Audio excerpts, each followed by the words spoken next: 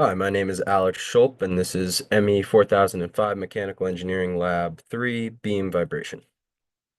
Here's the outline of the slideshow. The objectives were to conduct an experiment to measure free vibration for a cantilever beam using a strain gauge and a Wheatstone bridge. The strain gauge measured dynamic tip displacement, and it was compared to theoretical predictions, and also a spectrum analysis of time-varying tip displacement was done to identify the natural frequencies of the cantilever beam. So here's the setup with a Wheatstone bridge created using three 120 ohm resistors and the strain gauge. And the gauge factor, that strain gauge is 2.11, which is listed in Appendix A. On the right here, you see an image of the cantilever beam setup with the strain gauge, the Wheatstone bridge, and the MSP 432. And the cantilever beam was set up using a metal clamp to mimic the fixed end of the beam, while the free end was free to vibrate over the reference plane, which was used with this table here to the right, with measurements being done off of that. The sensitivity was calculated in the pre-lab assuming a linear relationship between the deflection and the strain gauge voltage, and that was found to be about 12,748 millimeters per volt. The stiffness was similarly calculated assuming a linear relationship between the applied load and deflection, and that was found to be about 0.01799 newtons per millimeter.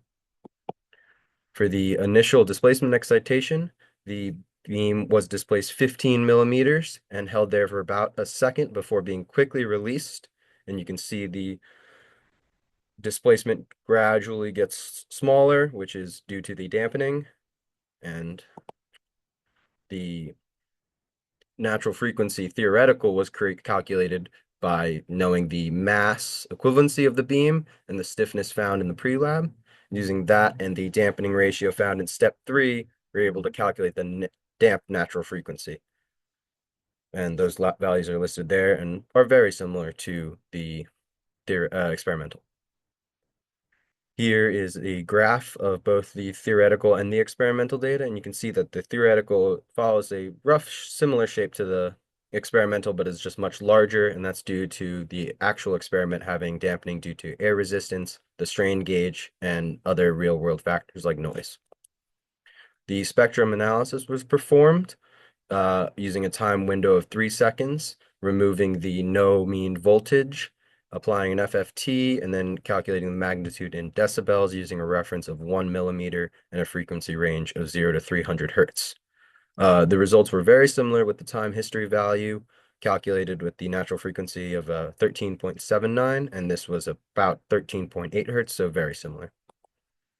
Here, the impulse was done by dropping a nickel on its side onto the free end of the cantilever beam, and it shows that no initial displacement, and then after that impulse, it follows a similar shape to case 1 with the energy being lost due to dampening over time.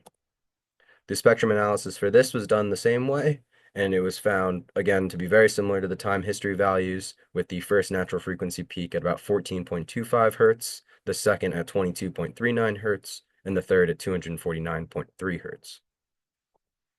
For the vibration dampening, it was done using two different types of tape, both duct tape and carpet tape, which are just two different types of tape made out of slightly different materials, which leads to different dampening ratios. Here you can see that the dampening ratio for the carpet tape was the largest, and just a little bit smaller than that was the two layers of duct tape, and both of those were much bigger than no tape, which caused the graphs to lose energy quicker. All of the natural frequencies are right around 14 hertz, which is expected because there's only a small difference in dampening, and the dampening for case 1 and case 2 with no extra dampening are very similar, and case 3 and case 4 are much larger due to that extra dampening from the tape.